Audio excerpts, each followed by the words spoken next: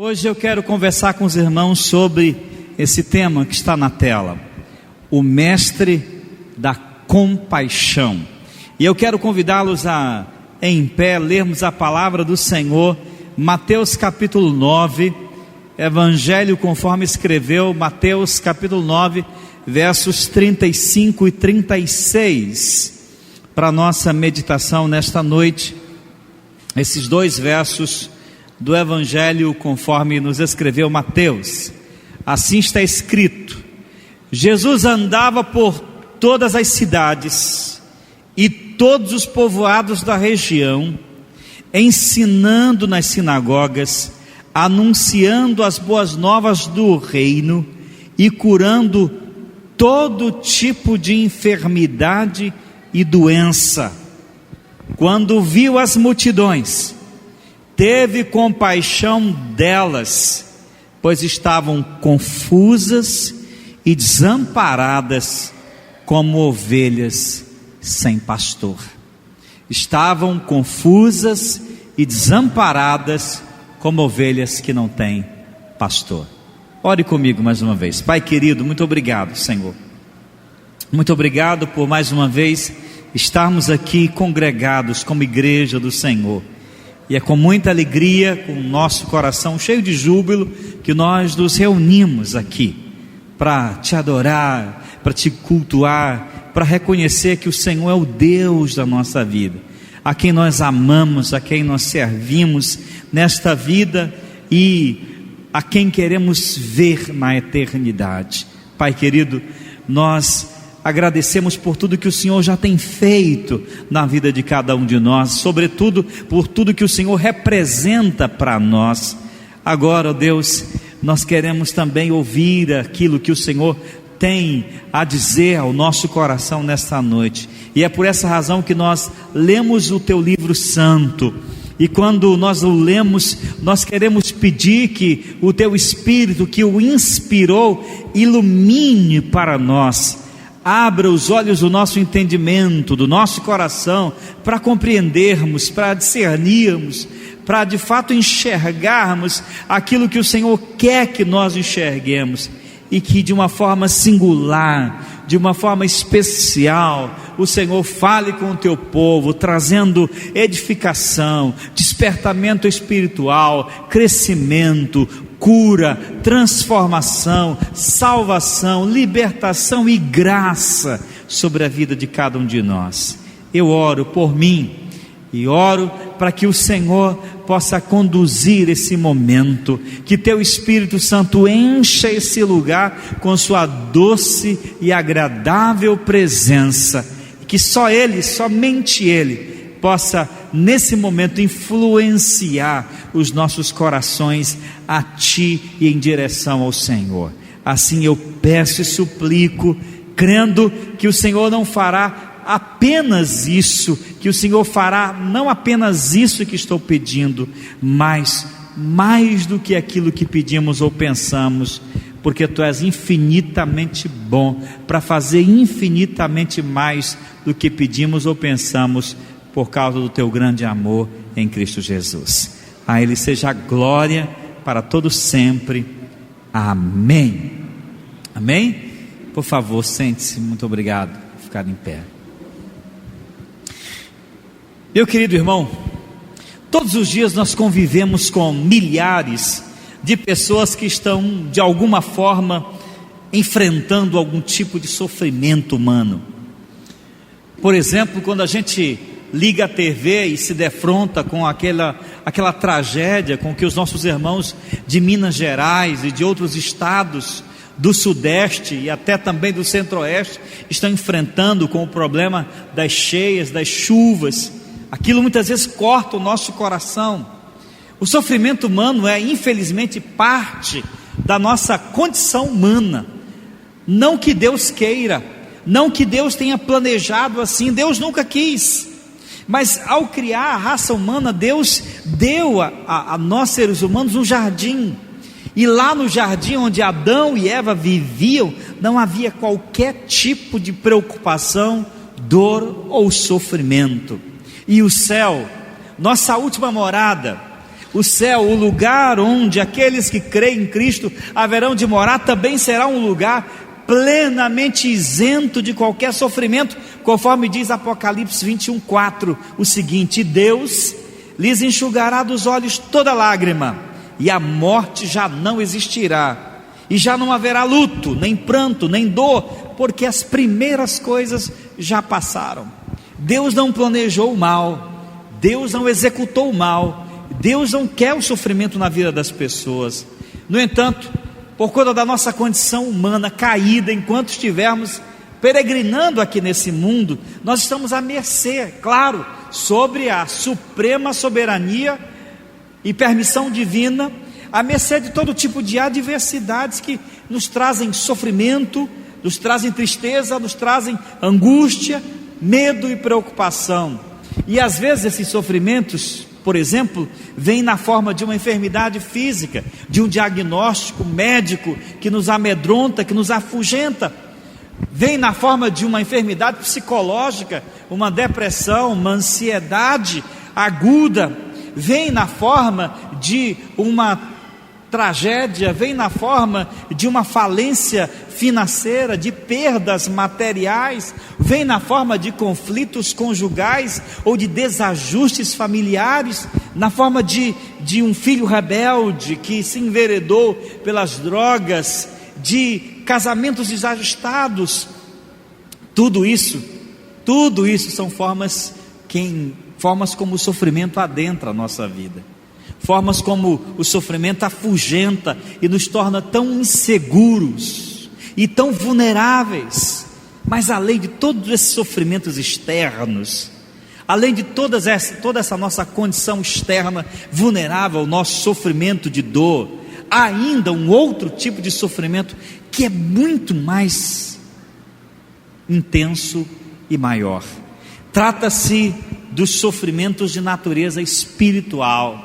É quando pessoas que, além de viverem num mundo frágil, de uma realidade perigosa, elas ainda estão em litígio, elas ainda estão distanciadas de Deus, elas ainda estão afastadas de Deus, elas ainda estão alienadas de Deus.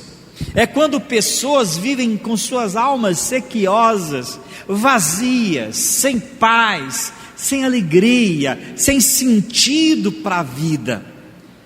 O maior de todos os sofrimentos que uma pessoa pode enfrentar, certamente não é o sofrimento de natureza física, de natureza psicológica, de natureza material, mas os sofrimentos de natureza espiritual, quando nossas almas perdidas vagam por esse mundo sem sentido e sem direção certa a seguir.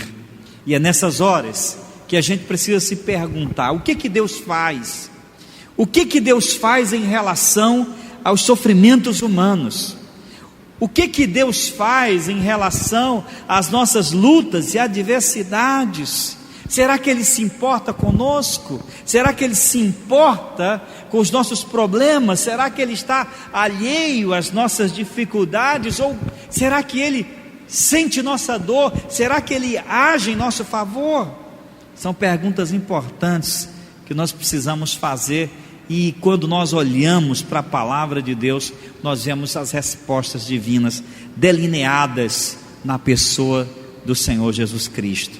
O que Deus sente em relação às nossas dores e adversidades? Será que Ele sabe que sofremos? O texto que nós escolhemos para a mensagem nesta noite, ele é, antes de mais nada, uma afirmação clara do que foi o ministério de Jesus na Galileia. Ele começa seu ministério na Galileia, dizendo o texto que Ele dedicou-se a ensinar, a pregar e a curar. Ele estava ensinando nas sinagogas, anunciando as boas novas do reino e curando todo tipo de necessidade. Mas em seguida, esse texto mostra como é que Jesus vê. Esse texto mostra como é que Jesus enxerga os sofrimentos humanos, e não só como Ele enxerga, mas como Ele sente e age. Por isso, a mensagem de hoje, nós vamos delinear da seguinte maneira: primeiro, como Jesus enxergava as multidões, o que Ele enxergava nas multidões aflitas, e terceiro, o que Jesus sente e faz em relação a essas multidões aflitas. Talvez você que chegou aqui nessa noite esteja vivendo seus dramas, suas lutas, seus problemas, seus sofrimentos. E quem não enfrenta? E quem não enfrenta? Nessa noite a palavra de Deus é para mim, essa noite a palavra de Deus é para você. É uma mensagem que vem ao encontro das nossas necessidades, para nós compreendermos, para nós adentrarmos e vermos a natureza do coração do nosso Salvador, e percebermos que mesmo em meio às nossas dores, em meio às nossas angústias, nós temos um coração paterno, um coração bondoso de Deus, que sente as nossas angústias, que sente os nossos sofrimentos, que sente as nossas lutas, e não só isso, mas Ele também age em nosso favor. Primeiramente, como Jesus enxergava as multidões. Diz o texto que quando Ele viu as multidões, Ele teve compaixão delas. Veja o quadro. Jesus está na Galileia e Ele está andando de vila em vila, de cidade em cidade, de povoado em povoado, pregando o evangelho do reino, ensinando o evangelho, curando pessoas, libertando pessoas.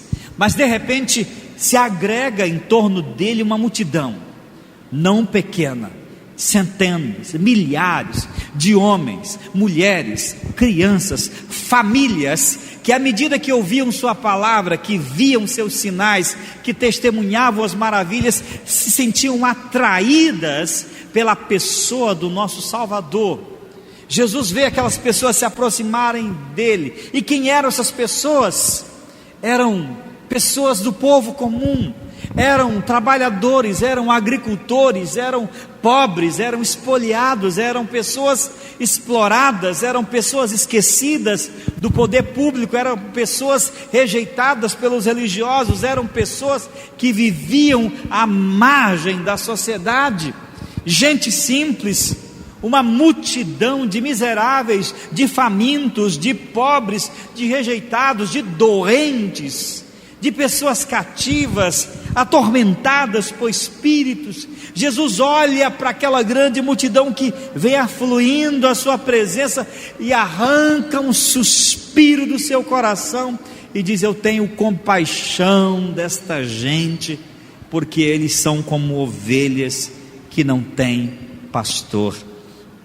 Querido, isso é muito extraordinário, porque veja o modo como Jesus vê, faz toda a diferença. Ele nos vê de modo totalmente diferente do que o mundo nos vê. As pessoas olham para mim, as pessoas olham para você, as pessoas nos veem apenas um rosto, apenas um corpo, apenas uma aparência, mas Jesus vê muito mais do que isso. Jesus vê de uma forma diferente. Jesus vê o que nós somos, o que nós vivemos, nossos dramas, nossas lutas, nossas dificuldades, nossas aflições. Jesus não via aquela multidão com o desprezo dos religiosos judeus.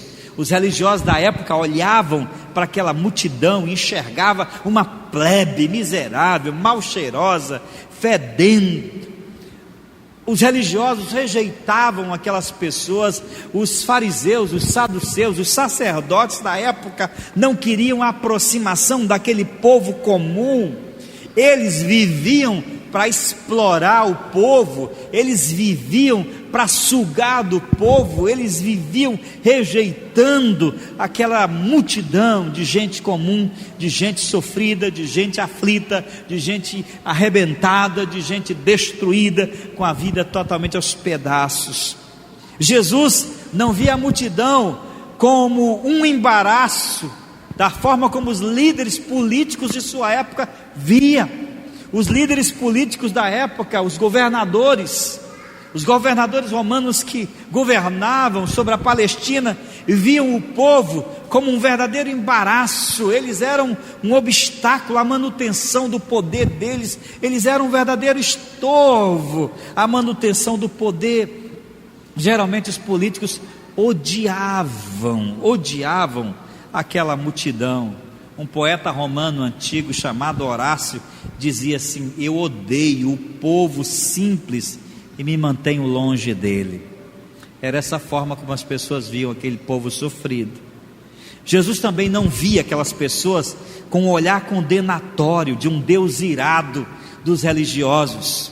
Os religiosos da época construíram a ideia de um Deus irado, de um Deus pronto para fulminar as pessoas, de um Deus que vivia para atormentar, para afugentar, para destruir a vida das pessoas, para que elas se submetessem a todos os ditames e leis religiosas. Jesus não era assim.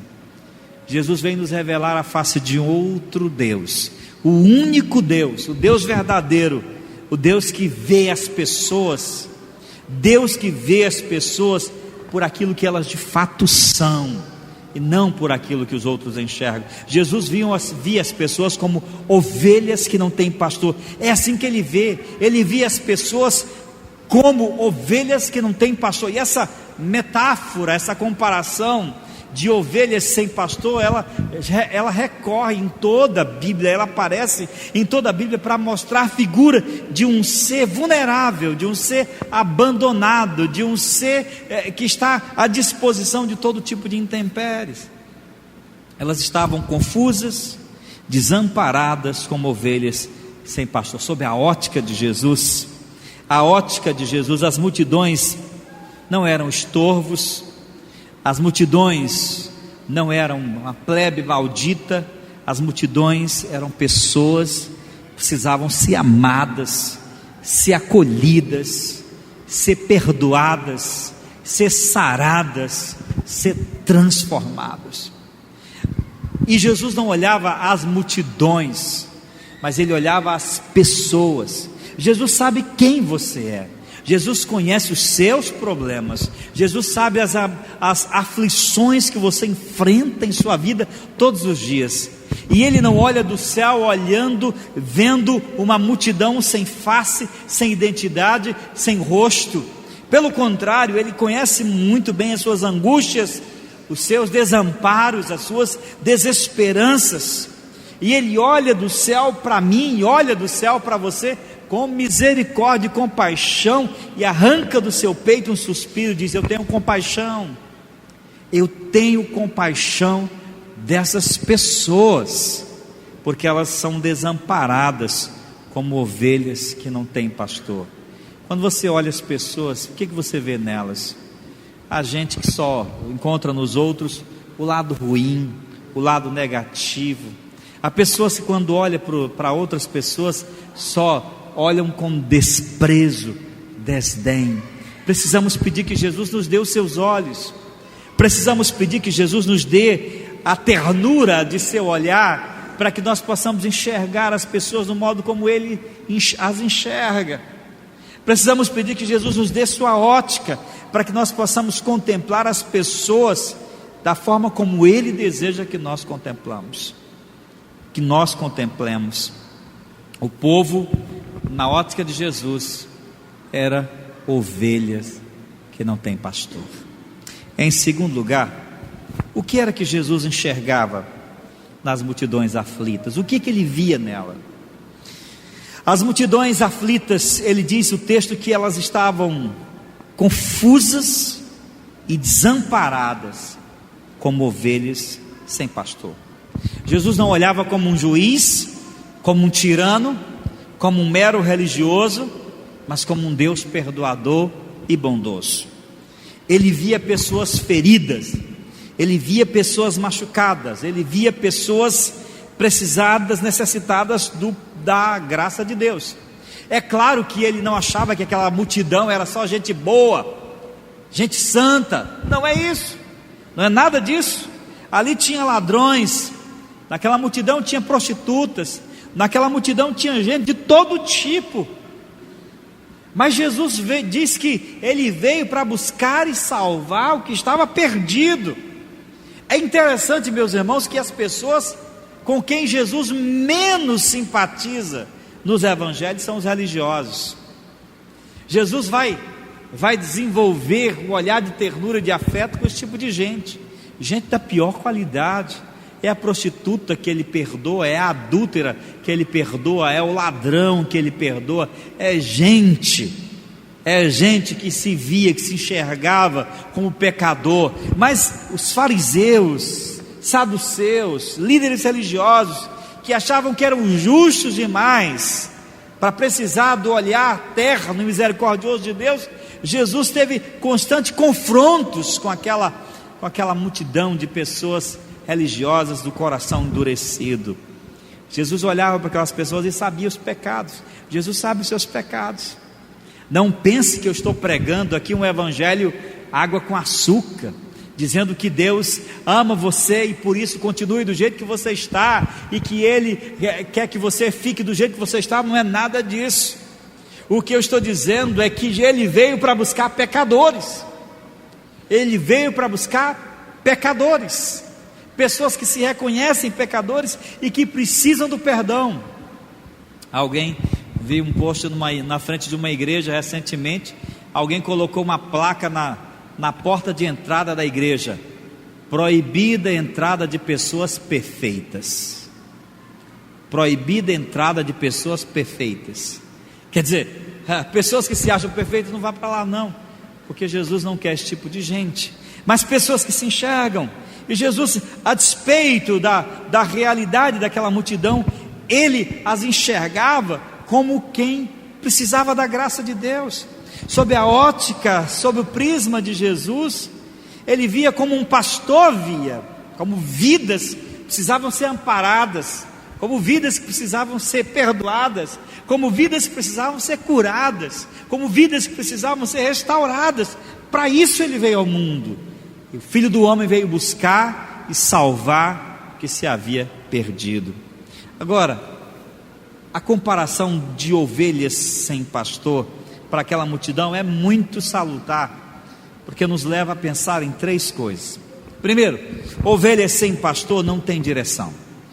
Da mesma forma como ovelha sem pastor não tem para onde ir, não sabe para onde ir, não sabe achar o caminho, pessoas também.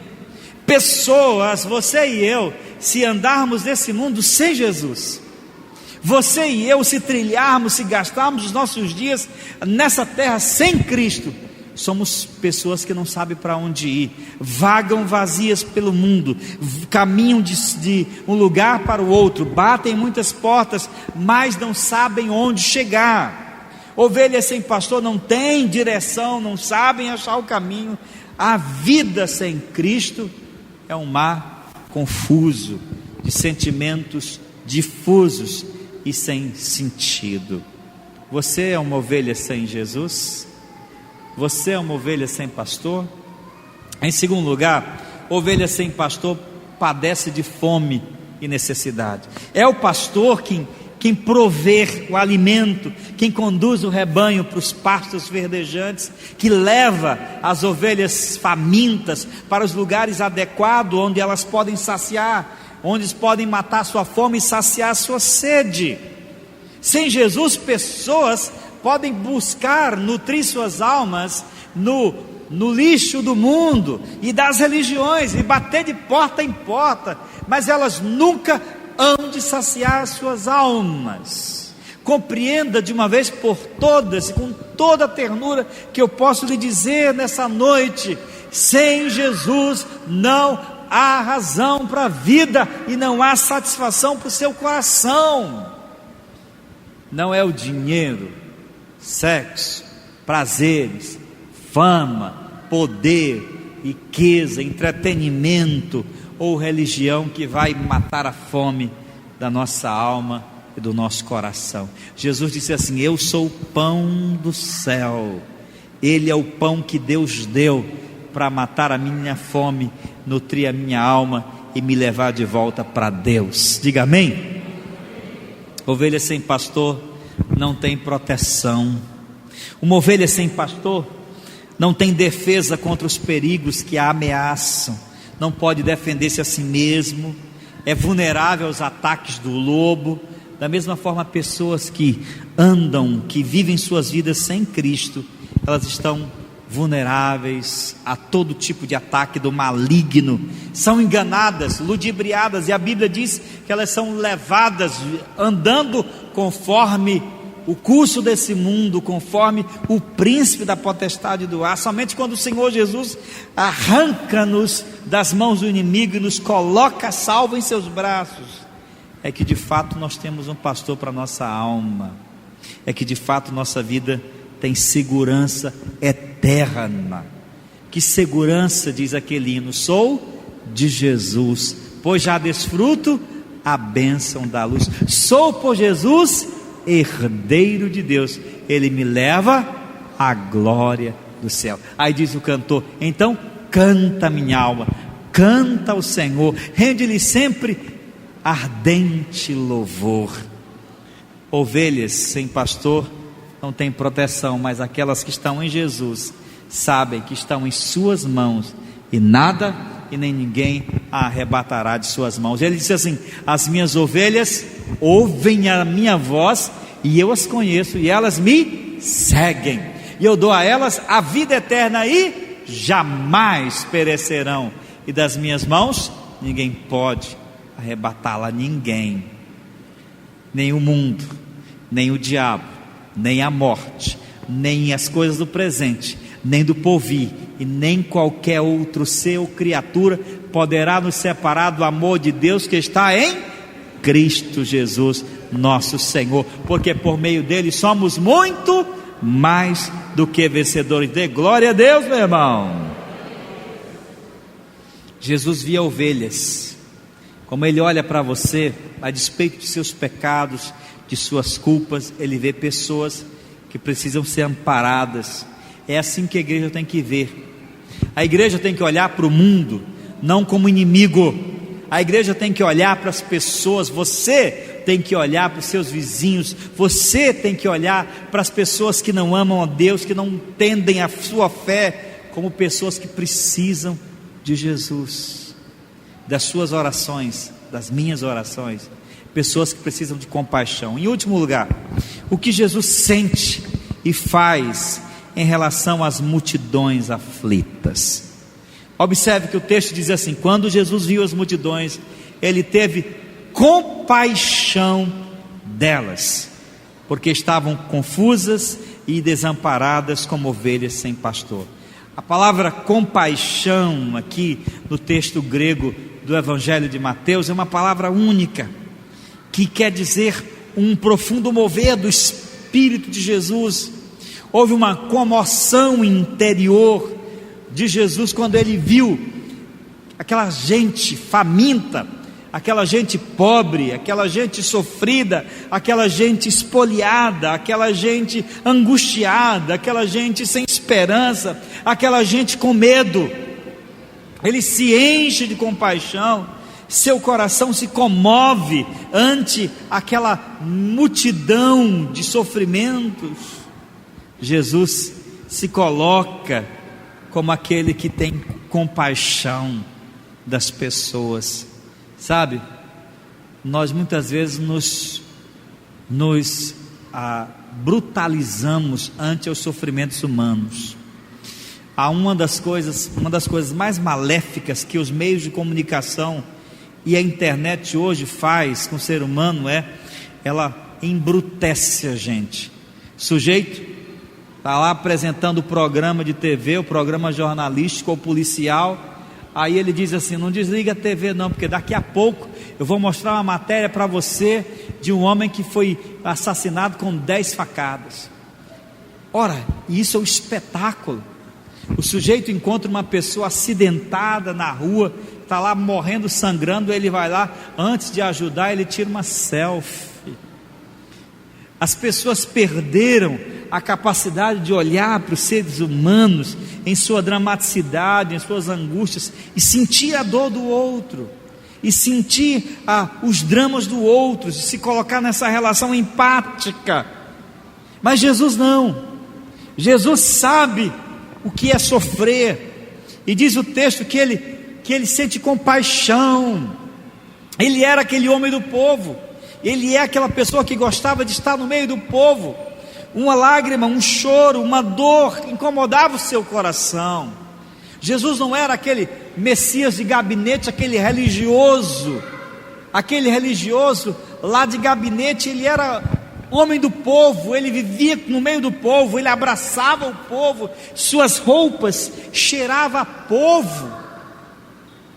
Era alguém que amava estar no meio daqueles que o mundo rejeitou, que os homens rejeitaram, e ele vai na defesa dessas pessoas, mas principalmente ele vai morrer por elas e por todos na cruz do Calvário.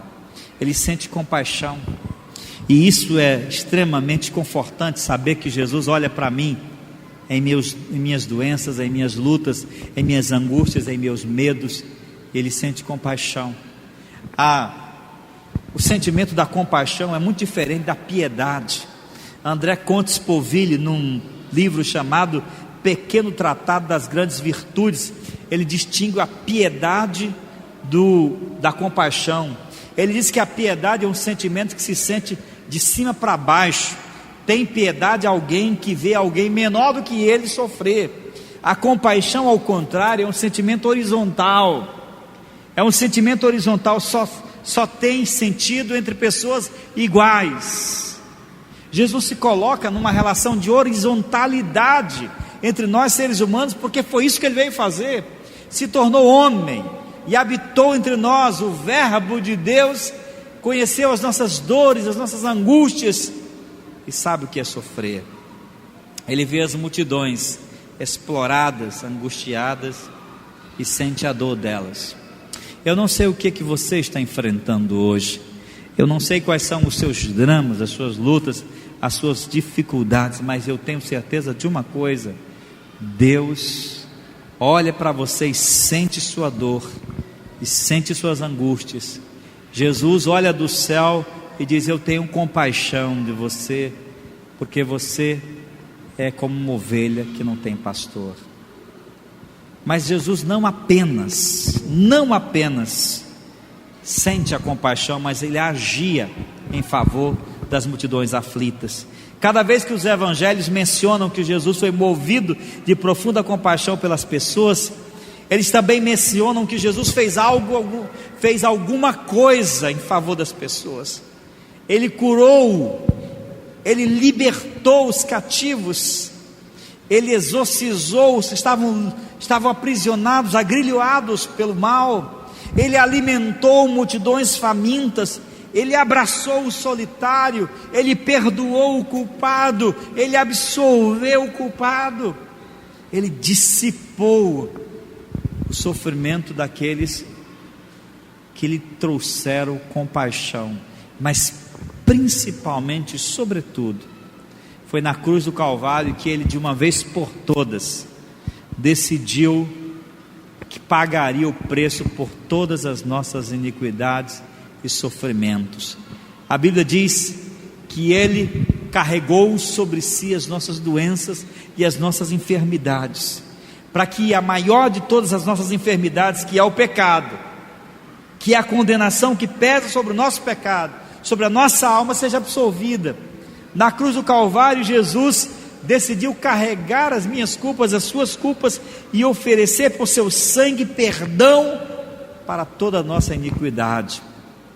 Isaías 40, verso 11 diz assim: como pastor ele apacentará o seu rebanho, e entre os seus braços recolherá os cordeirinhos, e levará no seu seio as que amamentam, ele guiará mansamente.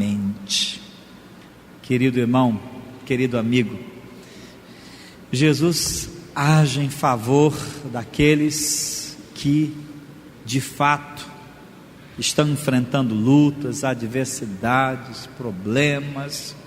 Ele não apenas sente, não apenas está ao nosso lado, mas ele também nos conforta, nos consola, nos fortalece. Ele é um mestre da compaixão. Ele não pode ver o sofrimento humano sem se comover. Ele não pode ver as lutas humanas sem agir. E foi seu amor e sua compaixão que o levou à cruz, para que você e eu tivéssemos perdão, vida e vida eterna. Você já é uma ovelha do mestre da compaixão? Jesus já é Senhor da sua vida? Ele já salvou você? Sua vida já está nas mãos de Jesus? Você já o confessou como seu único e suficiente Salvador? Ele olha do céu e vê minha vida e sua vida também, e Ele está aqui para nos acolher.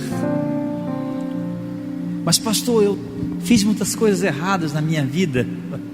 Pastor, será que Deus me aceita? Eu não sou bom, eu não sou justo. Eu vim, disse Jesus, para buscar e salvar os que estavam perdidos. Jesus veio a esse mundo para acolher a minha vida, a sua alma, e trazer perdão para o nosso coração, para restaurar, sarar a nossa dor, e no dia final nos dar um lugar onde nunca mais haverá lágrima, dor, solidão ou qualquer outro tipo de sofrimento. Lá no novo paraíso, no céu, onde aqueles que creram no Senhor e que seguiram a Cristo Jesus vão conhecer de novo o lugar onde não há sofrer. Como eu já disse, eu não sei que tipo de sofrimento você está enfrentando, quais são as suas lutas. Eu só sei de uma coisa, que eu saio dessa noite aqui muito confortado por saber que eu tenho um Salvador que não olha do céu para me condenar, para me julgar, para me avaliar, para me execrar de sua presença. Mas eu tenho um Mestre Salvador que olha para mim com bondade, com misericórdia, e tem compaixão de você. Por isso Jesus está aqui nessa noite. Ele está aqui para abraçar você, para perdoar você, para acolher você. Eu tenho compaixão, disse Jesus, porque você, enquanto não estiver seguindo a Cristo, será como uma ovelha que não tem pastor. Você gostaria de ser uma ovelha de Jesus? E quem não gostaria? E quem não gostaria? Se você deseja ser uma ovelha de Jesus, entregue o seu caminho ao Senhor, entregue sua vida a Ele, confesse-o nessa noite como seu único e suficiente Salvador. Se o Espírito Santo de Deus está tocando o seu coração, e somente Ele pode fazê-lo, abre os teus lábios agora e diz: Jesus, entra na minha vida, eu quero ser tua ovelha, meu mestre amado, e permita que Ele perdoe, restaure, liberte e faça a obra que só Ele pode e quer fazer na tua vida. Feche seus olhos, vamos orar. Querido Deus, grande é a tua graça, muito maior e infinitamente maior do que somos capazes de imaginar. Obrigado por teu santo Filho amado, o Mestre da compaixão, da misericórdia, da graça, que veio a este mundo para nos alcançar, para nos transformar, para nos fazer teus filhos. Obrigado, querido Deus, por tudo que Ele fez na cruz por mim, por tudo que Ele fez na cruz por nós. Nós nos rendemos aos seus pés, nos prostramos perante sua cruz para te dar glórias, glórias, porque temos um Salvador que se importa conosco, um Salvador que se importa com cada um de nós. Eu oro pelos meus ouvintes aqui, Senhor, pelo teu povo aqui presente, para que esta palavra de vida fortaleça, edifique e transforme corações nessa noite. Em nome de Jesus eu te oro. Amém.